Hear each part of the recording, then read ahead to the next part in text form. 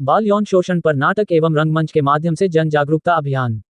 कला, सामाजिक सक्रियता और वकालत की एक शक्तिशाली संगम में कंट्रोल और डिलीट के दूसरे दिन आज डेड डेयर्स टू स्पीक अंधेरी के वसोवा स्थित वेदा कुंबा में पीड़ितों, विशेषज्ञों, कलाकारों और परिवर्तनकर्ताओं को एक साथ लाया। साक्षी द्वारा संचालित STCI द्वारा आयोजित इस कार्यक्रम से मुंबई जिले में रक्षण परियोजना के 2024-2025 कार्यान्वयन चरण का समापन हो गया। इस पहल के माध्यम से 3000 से अधिक छात्रों तक संदेश पहुंचा गया है, जिससे बाल यौन शोषण पर महत्वपूर्ण बातचीत को बढ़ावा मिला है। स्मिता भारती द्वारा लिखित और निर्देशित विचारोत्तेजक नाटक घाट घाट में पंछी बोलता है ने मंत्रमुग्ध कर दिया। संदीप सोपारकर, अंकिता भार्गव पटेल, प्रियाशा भारद्वाज, पद्मा दामोदरन, स्वरूपा घोष, तारम्मा और महिमा मिश्रा, संजना जैसे कलाकारों द्वारा प्रस्तुत यह नाटक एक शक्तिशाली नाट्य अनुभव था। साक्षी पिछले 32 सालों से काम कर रहा है to prevent gender based violence with a special focus on sexual violence. कानून बनाए हैं, वर्कप्लेस सेक्सुअल हैरेसमेंट का कानून हमारे पब्लिक इंटरेस्ट लिटिगेशन से बना है। साक्षी वर्सेस यूनियन ऑफ इंडिया ने सेक्सुअल असॉल्ट बिल को इम्पैक्ट किया है, पॉक्सो को, protection of children against sexual offences act को इम्पैक्ट किया है। और अब हम ये मुहिम चला रहे हैं विच इज कॉल्ड द रक्षण प्रोजेक्ट, क्योंकि चाइल्ड सेक्सुअल अब्यूज ज्यादातर अपनों से होता है, घरों में होता है, स्ट्रेंजर्स के साथ नहीं होता है। पर घरों के अंदर में घुसकर पुलिस कोई काम नहीं कर सकती। तो अगर इसे रोकना है, क्योंकि हमारे देश की आंकड़े हैं कि 1 in 2 is a survivor of child sexual abuse, जिसमें लड़के ज्यादा और लड़कियां कम, 53% बॉयज एंड 47% गर्ल्स। तो अगर घरों में रुककर हम घुसकर हमको चाइल्ड सेक्सुअल अब्यूज को रोकना है, तो ये बर्डन हम बच्चों पे नहीं डाल सकते। ये बर्डन हम उन बड़ों के साथ भी बात नहीं कर सकते जो अभी तक इसे होने दे रहे हैं। तो इसे घरों के अंदर में रोकेगा कौन? तो इसलिए हमने निश्चय किया कि हम काम करेंगे देश के युवा वर्ग के साथ, जो कॉलेजेस में NSS में पार्टिसिपेट कर रहे हैं, नेशनल सर्विस स्कीम वॉलंटियर्स जो हैं, उनके साथ हम उनके कॉलेजेस में उनको जाकर सिखाते हैं कि पहले तो समझिए कि चाइल्ड सेक्सुअल अब्यूज क्या है, कैसा है, उसका क्या बिहेवियर्स है, उसके कानून क्या है, उसे आप कैसे रोक सकते हैं, उसे कैसे पहचान सकते हैं, और अगर खुद के साथ हुआ है तो उसको अपने आप को कैसे हील कर सकते हैं। तो ये द रक्षण प्रोजेक्ट बाय साक्षी, ये मुहिम चली है हमारी। देखिए, ऐसा है कि हम सभी कुछ सब कुछ नहीं कर सकते हैं, तो हमने अपना स्कोप ऑफ वर्क बहुत क्लियरली डिफाइन कर लिया है कि हम प्रिवेंशन के ऊपर काम करेंगे, प्रिवेंशन, प्रोहिबिशन एंड रिड्रेसल। तो हम प्रिवेंशन के ऊपर काम करते हैं कि नुकसान होने के पहले कैसे उसे हम रोक सके, क्योंकि एक बार चाइल्ड सेक्सुअल अब्यूज तो हो गया तो जिंदगी भर का ट्रॉमा आपका साथ नहीं छोड़ सकता, आप चाहे कुछ भी कर ले उसको। और जस्टिस हमारे देश में बहुत कम मिलता है, क्योंकि कितने ही केस रिपोर्ट होते हैं घरों में हो रहे इस तरह के क्राइम के बारे में, है ना। तो हमको जब डिस्क्लोजर्स आते हैं, हमें जब बच्चे आके बताते हैं कि उनके साथ उनके बचपन में ऐसा हुआ था, तो अभी वो क्या करे, तो हम उनको काउंसलर्स के पास डायरेक्ट करते हैं जिनको काउंसलिंग की आवश्यकता है। जो अपने लीगल अधिकार समझना चाहते हैं उनको हम लॉयर्स की तरफ डायरेक्ट करते हैं। और जो जिनके अंदर यादें इतनी ज्यादा दबी हुई हैं और वो अंदर से इतने कॉम्प्लेक्स हो गए कि वो उसके बारे में सोचना भी नहीं चाहते, तो इस तरह के हम क्रिएटिव प्रोसेसेस के साथ में उनको एक कैथार्सिस टाइप का ऑफर करते हैं कि नॉन थ्रेटनिंग स्पेस में आप कैसे इस एक्सपीरियंस को प्रोसेस कर सकते हैं, उसके बारे में बात करना सीख सकते हैं, उसको खोलकर अपने अंदर से उसे अलग करके निकाल सकते हैं कि ये शर्म का जो बर्डन है ये आपका नहीं है, ये जो गुस्सा आपके अंदर भरा हुआ है इसकी जरूरत है, लेकिन अपने आप को नुकसान पहुंचाने की नहीं है। आप इससे शर्म को जो है उसके ऊपर में पुश कर दे जिसने आपके साथ में ये कुकृत्य किया है। पर हम लोग ये नाटक कर रहे हैं घट घट में पंछी बोलता है, which is about child sexual abuse, which is about paedophilia, और मैं किरदार निभा रहा हूँ संजय का, जो ये हरकत करता है। तो मुझे इसको हम लोग 5 साल से करते आ रहे हैं। हमने पहली शुरुआत इसी कोविड समय पे की थी, जब इसका बहुत हो रहा था घरों में, सब लोग घर पे बैठे थे और ये चाइल्ड सेक्सुअल अब्यूज जो था घर में बहुत ज्यादा चल रहा था। तो मैम ने मुझे अप्रोच किया इस किरदार को निभाने के लिए। मैं काफी नर्वस था एक्चुअली, क्योंकि मैं ऐसे कभी लोगों से मिला नहीं हूँ जो ऐसा करते हैं।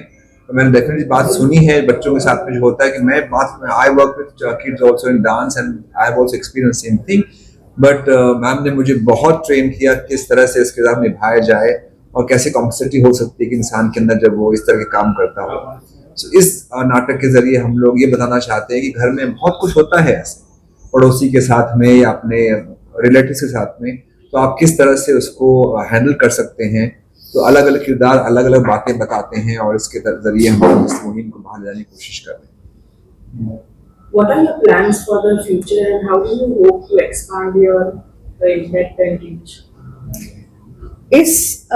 हमारी सरकार के साथ पार्टनरशिप है, ministry of youth affairs and sports के साथ में, डायरेक्टरेट ऑफ एनएसएस के साथ में हमारी पार्टनरशिप है, जिन्होंने हमें देश भर में जो 40,000 कॉलेज हैं, जो 40 लाख युवा हर 2 साल में एनएसएस के भागीदार बनते हैं, उनके साथ में काम करने की हमें पूरी तरह से एक्सेस दी गई है। तो हम लोग फंड्स जुटाते रहते हैं और कॉलेज दर कॉलेज, शहर दर शहर, हमारा विजन है 40 लाख युवा वर्ग हर 2 साल। तो इसका है कि अगर हम सभी एक ऐसी युवा पीढ़ी तैयार कर दे जो इसके बारे में ना सिर्फ समझ सके बल्कि इसकी रोकथाम कर सके, इसको प्रिवेंट कर सके, तो सोशल टिपिंग पॉइंट आ जाएगा। मैम, संवेदनशील सब्जेक्ट है, कहाँ तक अभी आप लोगों को सफलता मिल पाई है, जो ये प्रयास आप लोग करते हैं? बहुत सफलता मिली है। इनफैक्ट हम लोगों ने जब शुरू किया था, कई लोग वो थोड़ा डिस्टर्ब थे क्योंकि हमारे पास 8 मोनोलॉग्स थे पहले। सो उनकी जो रिएक्शंस है उसके बारे में हम लोगों ने सुना, फिर उस पर काम किया। So the play has been evolving, you know.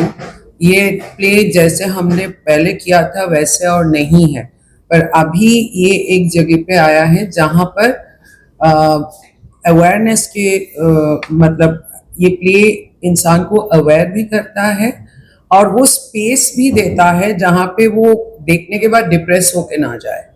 ये भी एक बहुत इम्पॉर्टेंट चीज़ है क्योंकि जो लोग इन चीज़ों से गुजरते हैं, depression becomes part of their life.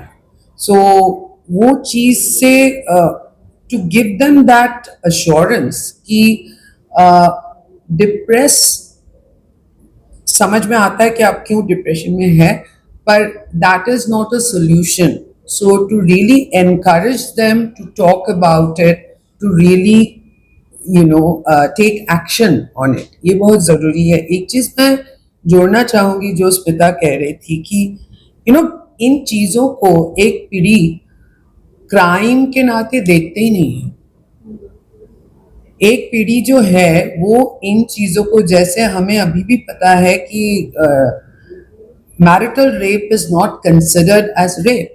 Similarly ये जो अब्यूज सालों साल चलता आया है, जैसे इसकी स्मिता बता रही थी कि मुझे तो आंकड़े साक्षी में आने के बाद पता चला, इन चीज़ों के ऊपर मेरा ऑब्वियसली कंसर्न था और मेरी थिएटर में आने की मेन मुद्दा ये था कि कुछ चीज़ों के बारे में बातें करें जो काफ़ी सारे महान प्ले राइट्स दुनिया भर के इसीलिए प्ले करते थे कि उनकी वक्त के बारे में बात करें, उनकी समस्याएं के बारे में बात करें।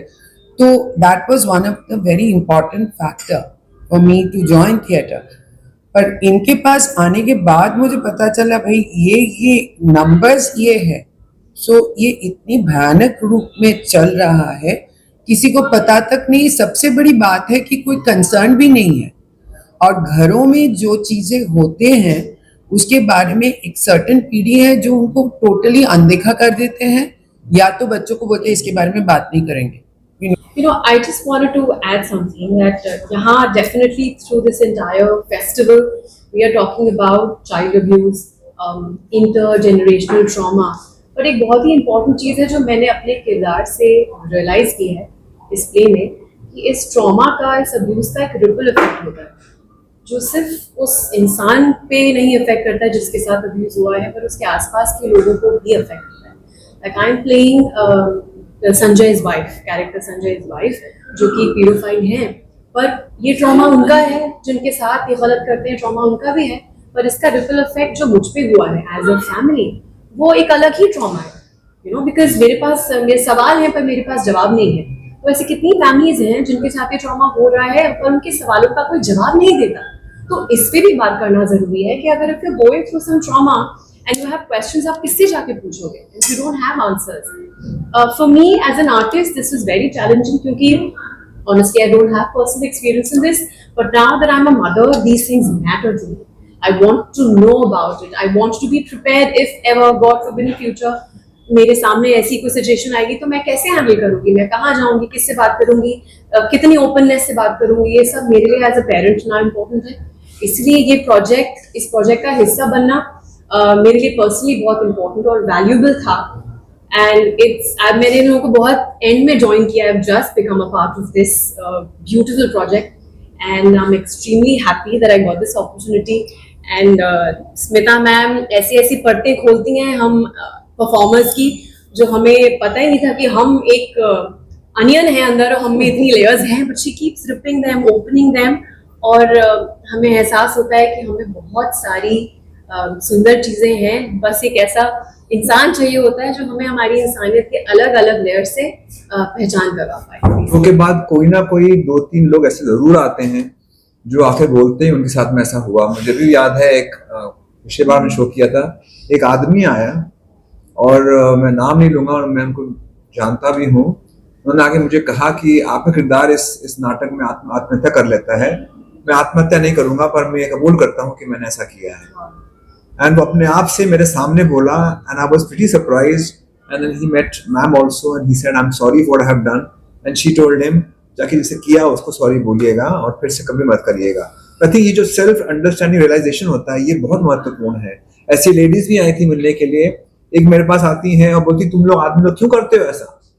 मैंने कहा मैम मैंने तो नहीं किया, पर लेकिन मैं जानता हूँ ऐसे लोग करते हैं. वो 55-56 की उम्र की होंगी. उन्होंने कहा मेरे साथ जब मैं 15 साल की थी मेरे भाई ने सेक्सुअल अब्यूज किया, एंड आज मैं जाके मेरी माँ को बोलूंगी. सो आई थिंक ये छोटी छोटी बातें जो हैं एक एक करके अगर आगे बढ़ेंगी तभी आगे आ पाएंगी. And I think all thanks to Sakshi and to Smita ji for creating such a wonderful project कि लोगों को अवेयरनेस बढ़े, मिले लोगों को. और अगर हमने इतने 20-25 शोज हो गए इसके भीतर, अगर हमने 2 लोगों की जिंदगी में भी अगर हमने बदलाव लाया थे, हमारा पूरा करने का जो काम है वो साकार हो गया. नहीं, बहुत जरूरी है इसमें ये पहचानना सबसे पहले कि ये जिम्मेदारी बच्चों की नहीं, ये जिम्मेदारी आपकी अडल्ट कम्युनिटी की है कि वो अपने बच्चों को महफूज कैसे रखेंगे. ये बर्डन बच्चों पे डाल देना कि बच्चों आप लोग सेफ रहो, ये गलत है ना. ये जरूरी है कि बच्चों के आसपास एक ऐसा एनवायरनमेंट, एक ऐसे एलाइज, एक ऐसा एडल्ट कम्युनिटी तैयार की जाए जो उन बच्चों को किसी भी ऐसी आंख से महफूज रख सके. फिर दूसरी बात है, दूसरा लेयर है. पहला चरण ये नहीं कि बच्चों को सिखाए, दूसरा चरण है कि बच्चों को सिखाया जाए कि वो इसके बारे में खुल के भाषा से कैसे बात कर सकते हैं. नहीं तो हम जब कभी अपने बच्चों के साथ बात करते हैं तो हम उनको यही कहते हैं, गंदी बात, शर्म, शेम, गंदी बात शेम को ना बोलकर उन्हें उनके बॉडी पार्ट्स के बारे में समझाया जाए, उनको उनके प्राइवेट स्पेसेस के बारे में समझाया जाए, उनको उनकी बॉडी ऑटोनॉमी के बारे में समझाया जाए, उनको बाउंड्रीज, दायरों के बारे में समझाया जाए. और उससे भी ज्यादा जरूरी उन्हें ये समझाया जाए कि वो किस पर ट्रस्ट कर सकते हैं. तो एलाइज को आइडेंटिफाई करना उनके बड़ों का काम है कि आपके पास में कोई तकलीफ हो तो आप इस इंसान को खुलकर बता सकते हैं, इन शब्दों का इस्तेमाल कर सकते हैं. ये दूसरा चरण है, पहला नहीं. तो बच्चों को कैसा सिखाया जाए कि वो सेफ रहे, ये अगर हमने पहले ये सोचा तो हम गलत ट्रेन पर चढ़ रहे हैं.